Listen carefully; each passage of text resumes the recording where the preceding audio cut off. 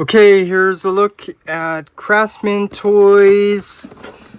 Hard to read with this font, but it's DJS-02B, not G, and DJS-02C, which is their version of a legend scaled Afterburner and Scattershot.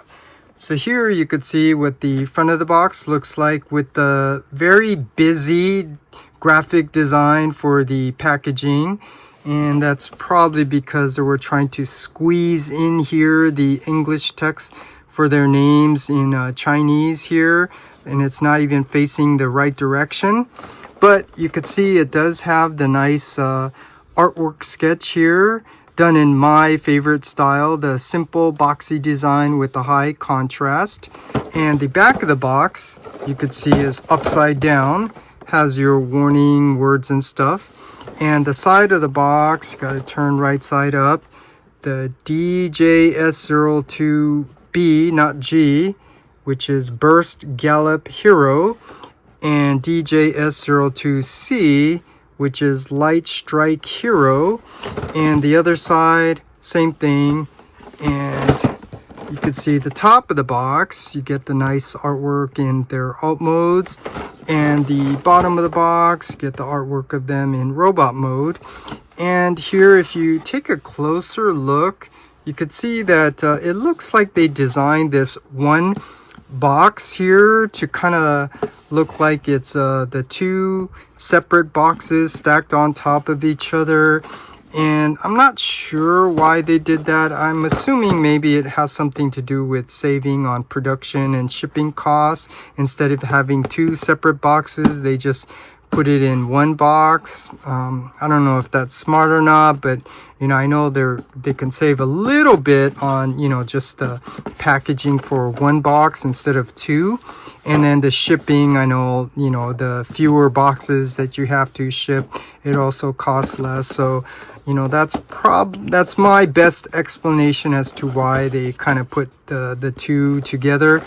But for me, I kind of would have liked it if they just kept them as two individual boxes with two, the figures coming separate, just like they did with their nose cone. But anyways, here is a look at the box. So now let's go ahead and open this up, and just letting you know that I already opened it, but I'm purposely doing this just to show you what it's like to do an unboxing, and so you could see what it's like out of the box.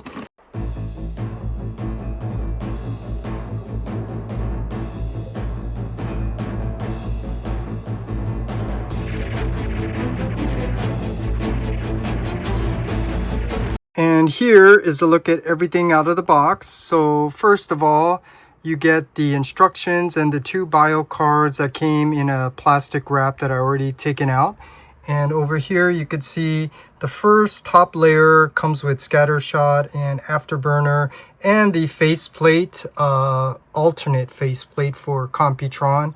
And here's all the accessories, the body parts for Computron with his gun, and then the accessories, the orange one for Afterburner, and then the white gun for Scattershot. So now let's take a closer look, starting off with my favorite, the bio card. So first, here's a look at Afterburner's bio card with the nice artwork sketch that I told you is my favorite, done in my style with that very simple boxy design with the nice high contrast. I really like the artwork.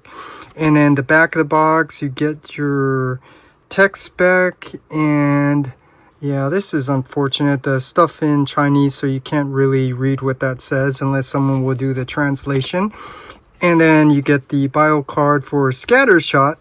Same thing with a really nice sketch of Scattershot robot mode, alt mode, done in my favorite style with the very boxy, simple style with the high contrast.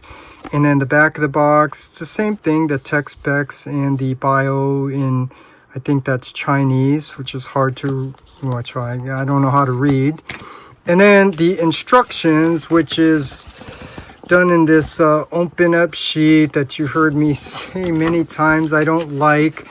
And I'll just comment on a few things with these detailed drawings. And that Yeah, they kind of didn't set it up correctly. But, you know, I will say, you know, at least they numbered them. So here you could see scatter shot, transformation, here robot to vehicle. And then and it continues here. And at least, like I said, they numbered it. So you can figure out where it is on the next page. And then, what is it? From vehicle to combine mode, so basically to form his arms, they're showing you. And then because they are numbered, you know where to follow it on the next page. And then this just is kind of like random. It's showing you scatter shot in his third mode, that kind of like cannon mode. And then it's also on the back, and the back it's pretty much the same. I'm being very detailed here with the detailed drawings. They're showing you from robot to vehicle, so you follow the transformation, make sure you follow the numbers, so then it comes down here, and then it continues on up here.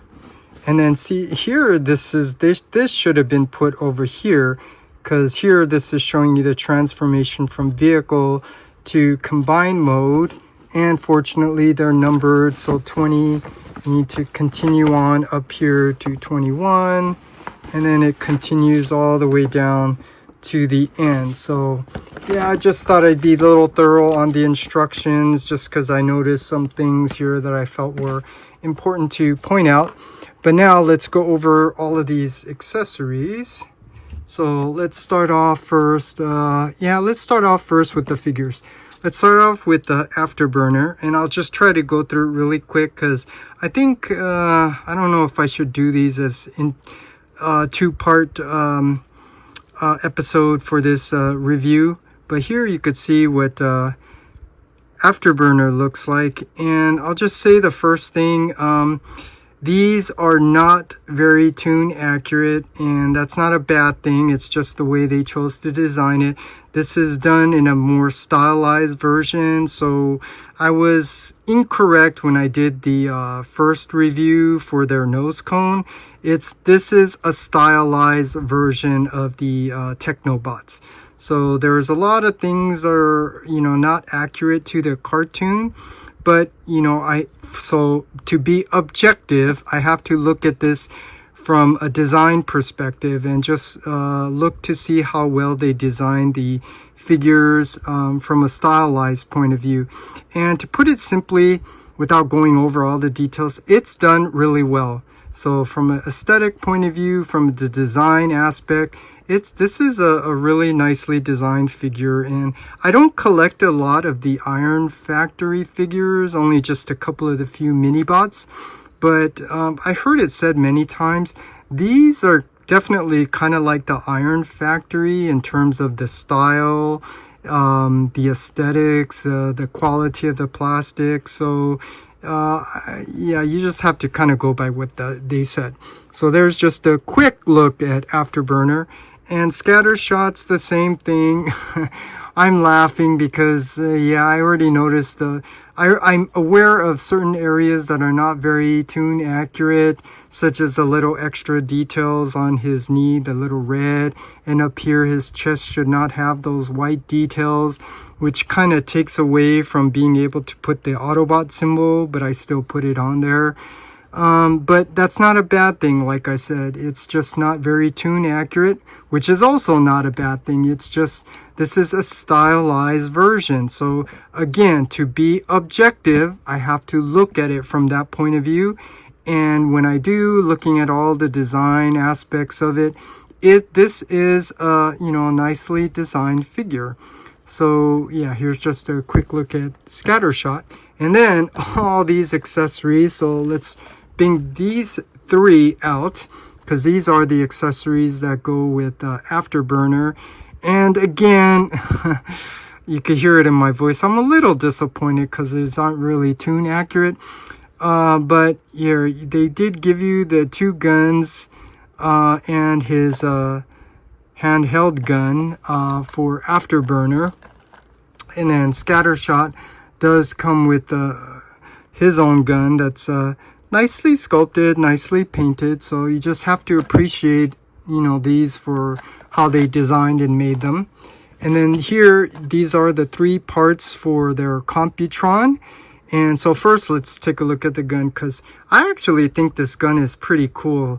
Just the different shades of color that they gave you, even the silver paint, extra detail, nicely sculpted, not overly detailed, you could see. So this is, yeah, from a design perspective, even though it's not tune accurate, I think it's done really well.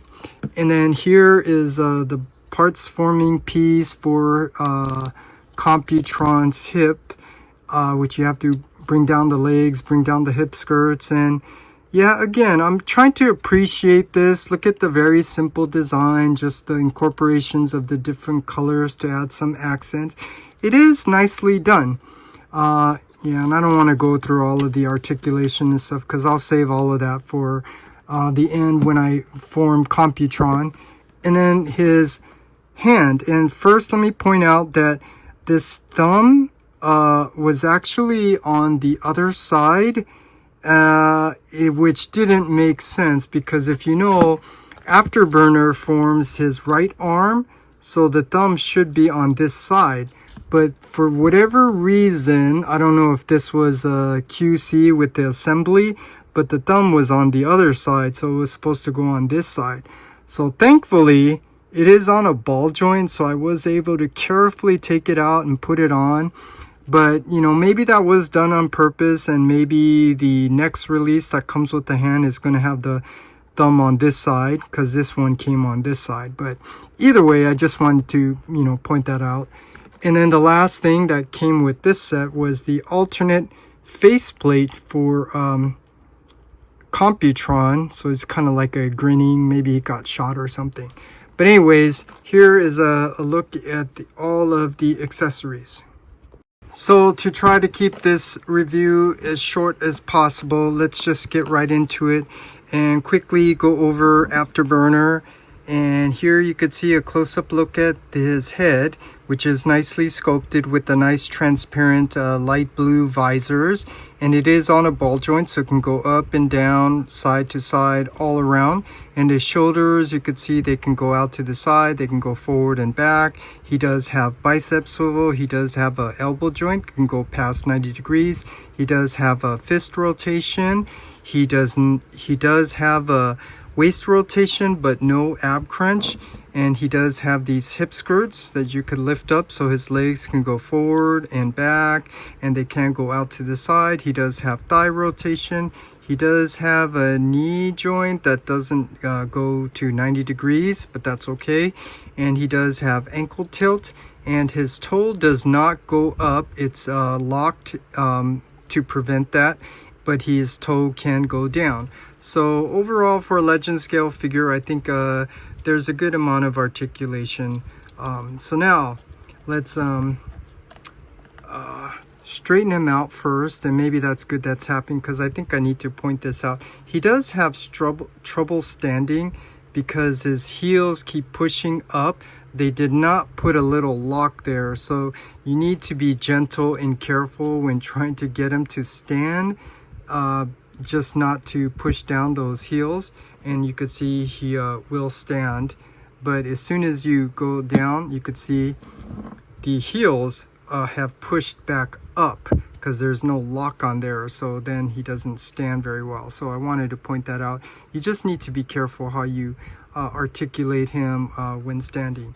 So now let's go ahead and transform him to his alt mode and take a look at that. Come on, Technobots! Let's show the stuff Grimlock made us of! Hit him hard!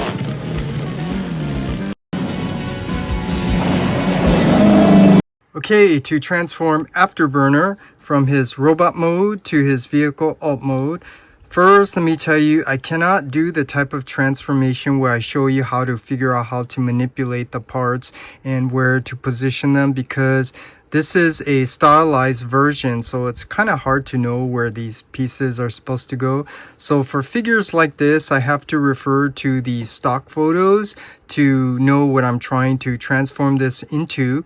So here you can see that this big front wheel is supposed to come to the front, and then these wheels are supposed to come down here to the back, and then these legs are supposed to fold up and over.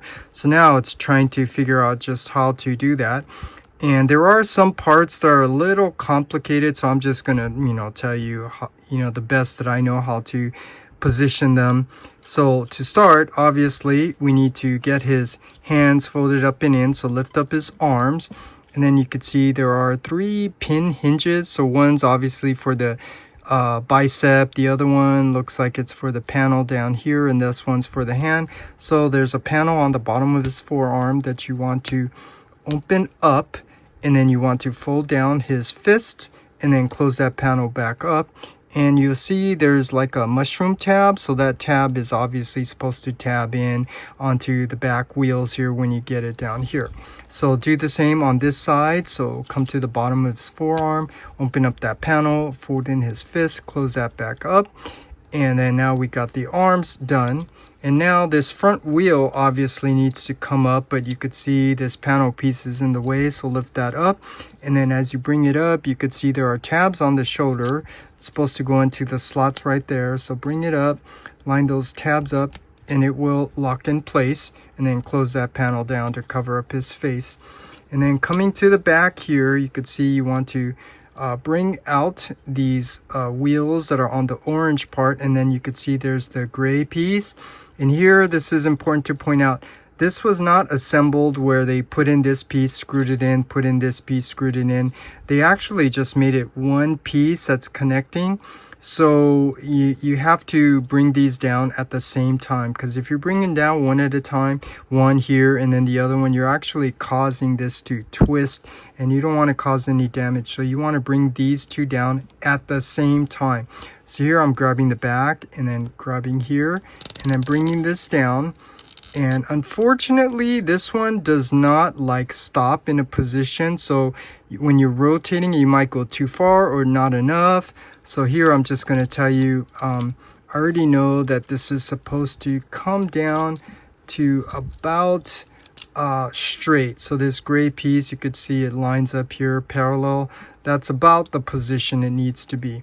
And then after we got these down, then we need to lift up this front piece of the vehicle, and you lift it up and you could see it's on a double hinge, and you see there's a parting line here. So in here there are these 2 panel pieces that you want to bring out to complete this shape, and then you want to bring this up, and you could see there's two tabs here, and then there's 2 slots, the bottom slots.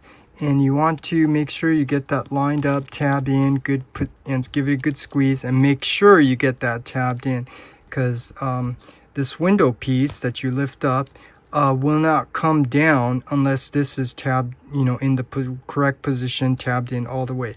And then after we got that done, then we can come here to the legs. And here I'm just gonna tell you, because it is a little challenging. So spread his legs out a little bit at an A stance, so you have some room to rotate these ankle rockers in, and then we can lift up the front part of his leg like so. And then you could see that there's the blue window pieces that is on a double hinge, so you want to bring that out and over on top and make sure it comes down all the way so it's nice and straight and flush. And then we want to do the same on this side, so rotate the foot out or in, and then we can lift this piece up, and then there's that blue window piece on a double hinge that you want to bring up and over on top, bring it down till it's nice and flush. And then we can bring these feet back up. And then coming to the back, there's these jet thruster things. You want to open these up. And then now we have the room here to now rotate these foot down and in 90 degrees. Make sure it comes down 90 degrees. And then you can rotate this toe up in. like so, and then make sure it goes in all the way so you could see it's in all the way there. And then do the same on the other side. You want to rotate this foot up and in 90 degrees, and then once you got that, then you could fold up the toe in.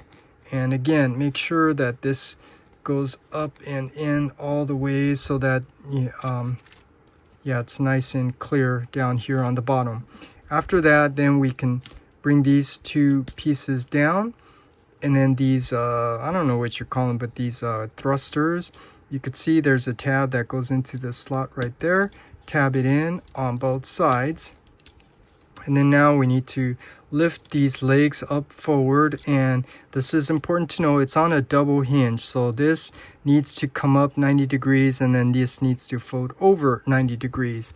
So bring these legs up, I mean there is some clearance here, these wheels need to come out of the way. Bend these hinges on the knees up 90 degrees, and then you want to rotate the other one. This window always falls down, make sure that's up, and then you want to fold up these 90 degrees. And here you could see that there's a tab that's supposed to connect these two together, and it's a little hard to get this folded up when they're connected. So here I'm just now showing you what you're trying to do. The tab here is supposed to go into the slot right there, like so. And if you don't get it in, then it's kind of hard. So when you tab these two leg pieces in, it's kind of hard to get that in. But the most important thing, you have to remember these hinges I told you, up 90 degrees, up and then down 90 degrees. That's another important step. So you're trying to get that tab to go in, and if you got it in all the way, then the two tabs on the windows should go into those two slots, which it does. So now you could see it's nice and flush. But I'm telling you, trying to get that tabbed in is a challenge. So I did my best to try to explain to you what you're trying to do. And then here I told you this gray piece for these the back wheels, it needs to be kind of straight, kind of parallel. And then these orange pieces, now you need to bring it out at an angle where this is going to line up, because this piece here has the slots for these mushroom tabs. So basically you want to get it lined up, and this is supposed to go up and over, and then it tabs in.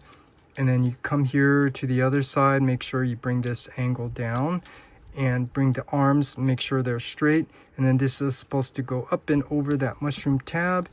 And then after all of that, make sure these are tabbed in, make sure these are tabbed in.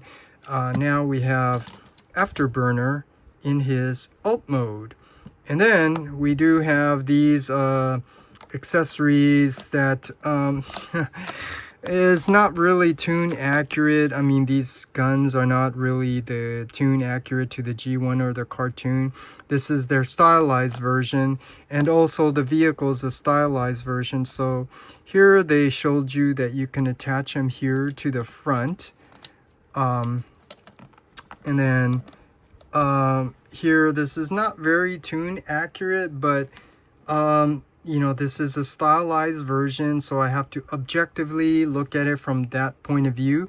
And when I see that this is kind of like a triangle shape, this helps to extend it, so it's completing this triangle shape. So, you know, I would say it's, you know, it's a nice design, a stylized design version. But then they did give you alternate versions where you can have this attached to the side of the vehicle where it should be, but the guns are not the correct guns. So here you can tab them here, which is what I'm gonna do to try to get it as close to the G1 or the cartoon as possible. And then they give you the pistol that you can attach here to the side. And then you have this version of the stylized version. And this one here, objectively speaking, this one is a stylized version of the original G1, because now these guns attach here, but they're not, these guns are not shaped in the original shape of you know, the G1 toy or the cartoon. So, you know, I have to look at it and appreciate it from that point of view. And yeah, it is nice, you know, when you look at it that way. So yeah, it's a nice figure. So here, now you could see we got Afterburner transformed into his alt mode. So my time's basically up in terms of how long I want to try to make my reviews. So I'm not going to bring out any comparisons such as my Make Toys version or the Takata Unite Warriors version or the original G1, which I said I'm not going to bring out the original G1 anymore. I'm just going to leave that up to MGO. And so here, now I'll just, you know, quickly go over, you know, the figure. So in terms of the aesthetics, first of all, this is not really tune accurate. So I have to objectively look at this from a design point of view. And this is a stylized version. So when you zoom in, you could look at all the nicely sculpted detail. It's not overly detailed, so they did keep it simple. So that's a good design. And you could see there is the nice transparent blue plastic for the windows with the Autobot symbols. So it looks really nice. So there's a lot to appreciate aesthetically from a stylized point of view. And then in terms of the engineering, you saw some things were easy, and you saw that some art parts were difficult, such as trying to get these lower wheels, the back wheels lined up correctly in the correct position, because it doesn't really lock in place, so you might go too far or too little. And then trying to get these lower legs tabbed in was a little challenge. So there are some positive and negatives in terms of the engineering, but overall, you know, when you look at the tabs and stuff and you could see how things just tab in place, it's done really well. So overall, I'd say the engineering is done fairly well. And then the last thing, in terms of the form and function, you could see that he does have wheels that do roll. And there is a little bit of a clearance here, so you could see there's just barely enough room, but it still, you know, does have the clearance for this to roll. And then there are no other features such as the windows opening up or anything like that, not really needed. So in terms of the form and function, I think this is done really well. So overall, this is, I'd say, a nice figure for a stylized version of Afterburner. And I'm being honest and telling you, it does look like a really nice figure. And I'm saying that just looking at all the design aspects. I think they did a really nice job. So without taking any more of your time, this is part 1, and so part 2 will be going over Scattershot. Afterburner.